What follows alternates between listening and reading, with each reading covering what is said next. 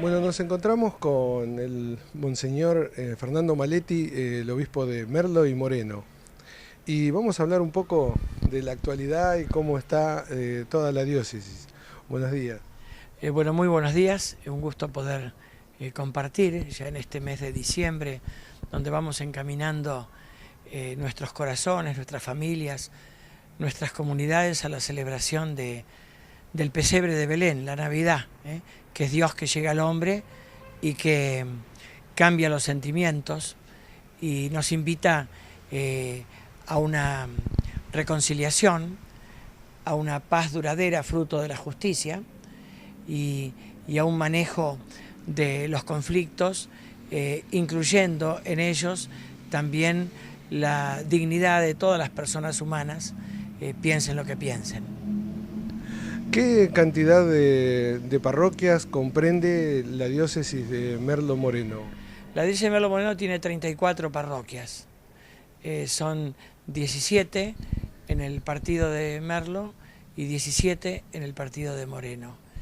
Además de estas sedes parroquiales, de cada una de ellas depende cierta cantidad de capillas, algunas más grandes, otras más pequeñas. En total tenemos 303 capillas más. Es una diócesis grande, muy numerosa.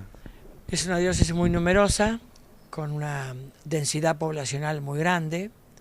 Estaremos hablando entre los dos municipios de un poco más de 1 millón de personas. Y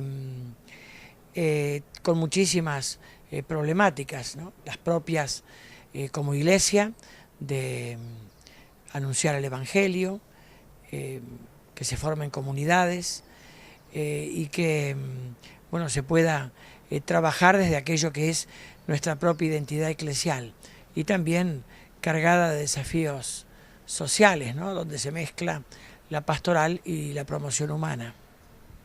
Y con respecto al trabajo después de la llegada de Francisco como Papa, que hubo una ola de crecimiento de la Iglesia, en este momento, ¿cómo ha tomado la gente? ¿Ha llegado mucho más? ¿Se ha quedado? Bueno, crecimiento de la Iglesia es relativo, porque la Iglesia es una realidad muy amplia, donde caben muchos muy identificados con la Iglesia, y trabajando incluso como agentes de pastorales, y muchísima gente que pertenece a la Iglesia por el bautismo, pero que no está cotidianamente participando de las cosas que ofrece la Iglesia y que lleva adelante su fe de un modo popular o desde una óptica diferente. Lo que es muy importante es que con la llegada del Papa Francisco mucha gente se acercó a Dios, y se acercó sobre todo al hermano, a hacerse prójimo del hermano necesitado. Creo que el mayor impacto de Francisco ha sido ampliar la mirada de Iglesia con la palabra de los evangelios, que es el reino de Dios, donde entra la Iglesia Católica, pero no se agota en la Iglesia Católica. Hay muchos hermanos y hermanas llamados a vivir su fe desde otro ángulo, donde también la Iglesia está llamada a ofrecer sus lugares, a que participen de sus comunidades, pero que también desde la perspectiva del Papa Francisco está llamada a ampliar su mirada, de sentir que somos hijos y hermanos, muchísima más gente que los que convivimos con responsabilidades o con una permanencia estable en los cuadros de la Iglesia Católica. Y en este sentido, yo diría dos cosas. Cuando llegó el Papa Francisco, fue realmente una gran revolución.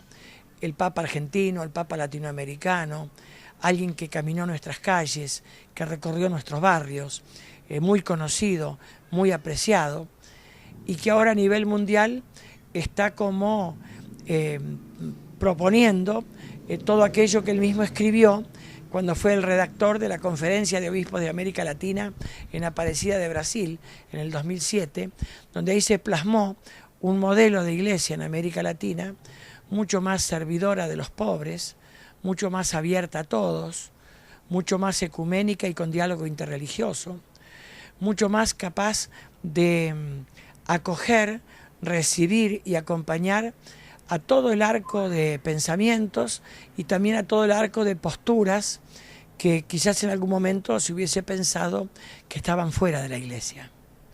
Eso ha despertado en la gente un acercamiento también a cuestiones más profundas, los valores, no solo también la iglesia, sino lo que es la familia, la relación con los medios de comunicación, las posturas más actuales. Bueno, ese es el gran trabajo de siempre, ¿eh? Es bueno aclarar que no se entiende a Francisco sin Benedicto XVI y no se entiende a Benedicto XVI sin Juan Pablo II. Es una trilogía de papas que es un encadenamiento lógico de pasos hacia un diálogo profundo de la Iglesia con el mundo actual. El cristianismo propicia valores, la vida, la familia, la justicia, la reconciliación. No siempre estos valores, aunque se digan que están, son tratados convenientemente. El mundo de la política, el mundo de los medios de comunicación, el mundo también de otras asociaciones o agrupaciones sociales, sobre estos temas que los propugna, tiene miradas que a veces no llevan a la plenitud del tratamiento de ese tema. Me refiero a la familia, me refiero a la vida, me refiero a la justicia, me refiero a la paz, me refiero a la reconciliación.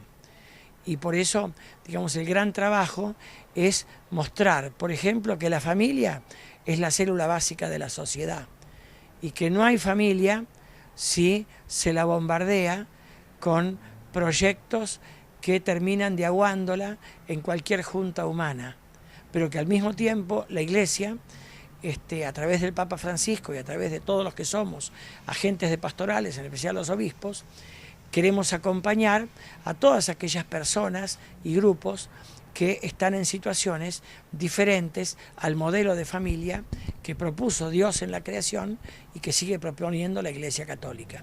La familia, para los católicos, es fundamentalmente una realidad que es modelo de lo que Dios es, y por lo tanto la familia como base social debe ser formadora de personas, educadora en la fe y promotora de las virtudes sociales, donde se aprende que el bien común es más importante que el bien particular. Y para eso hace falta una estabilidad también en el grupo familiar para que quienes ahí se educan como personas en la fe y como miembros de un todo social puedan dejar que se impregnen en sus corazones los valores. Lo mismo en referencia a la vida. Todos defendemos la vida, todos queremos la vida, pero la vida es vida desde antes de la concepción hasta después de la muerte natural, desde la concepción hasta después de la muerte natural. Y ciertamente que no se defiende la vida cuando se proyecta mezclarla con otros derechos. El derecho a la vida está por encima de otros derechos. Volviendo al tema de la familia, es una época muy difícil, es muy bombardeada la familia en este tiempo, no solo con respecto también a los medios de comunicación, sino la indigencia, los problemas que genera la falta de recursos, la falta de vivienda, que hace que se formen muchas familias de forma muy precaria, con chicos muy jóvenes. Efectivamente. Y las mamás niñas, los adolescentes, papás y mamás, y distintas realidades que son producto de las necesidades básicas no satisfechas en tanta y tanta gente, en localidades pequeñas del interior, en barrios, en los entornos de nuestras ciudades y en este querido conurbano bonaerense, ¿no? Cuando no está el trabajo y las familias dependen de otras ayudas, y bueno, ya los chicos no conocen ese reloj hermoso de la vida de una familia, de ver a mamá cocinar todos los días y ocuparse de la casa, y a papá salir y llegar del trabajo. Que el despertador suene a cierta hora para que, porque hay trabajo, vaya a trabajar el papá. Y eso socava ciertamente la realidad intrínseca de la familia. Ese tema pega fuerte con respecto también a lo que es la vivienda no solo la formación de la propia familia, sino el entorno. Monseñor Jorge de Lomas de Zamora, Lugones, escribió un libro y hablaba sobre el tema de la tierra, donde nos conocimos hace un poco acá en Moreno. Se está trabajando en la iglesia también a nivel dirigentes para que sepan la necesidad que tiene la gente de tener su propia vivienda dignamente. Efectivamente, las necesidades básicas cuando no son satisfechas, y entre ellas ocupa un fuerte lugar la vivienda, que es fruto de la cultura del trabajo, porque nuestros padres tardaron muchos años en tener vivienda propia. Y hoy es diferente también el modo de vivir la sociedad. Pero ciertamente que el que todos pongamos el hombro para que nadie esté a la intemperie es un gran desafío como calidad de personas humanas, de aquellos que tenemos la gracia, la dicha de tener una vivienda digna. Hemos visto en estos días que el cardenal Poli ha reunido a gente que está en el gobierno con opositores y hablando inclusive temas de educación. ¿Es posible ese estilo de diálogos a nivel de dirigentes, lograrlo acá en los municipios, de poder conversar y buscarle, por lo menos, darles un marco a las soluciones que necesita la población? En todo lo que la Iglesia pueda ayudar desde su lugar, porque la Iglesia no es un partido político, ni tampoco la Iglesia es quien tiene que dejarse entrampar por ayudar o mucho a cierto oficialismo o mucho a cierta oposición. Todo lo que signifique dialogar desde leyes de diálogo que sean equitativas y que puedan hacer que se conversen los temas que muchas veces no se hablan entre personas que tienen intereses, pensamientos y movidas ideológicas diferentes, es viable y a buena hora. Merlo Moreno tiene experiencia también de haber hecho invitaciones para participación de ciertos diálogos. Es muy importante lo que el cardenal Mario Poli realizó en la Arquidiócesis de Buenos Aires a través de la pastoral social de la Arquidiócesis de Buenos Aires.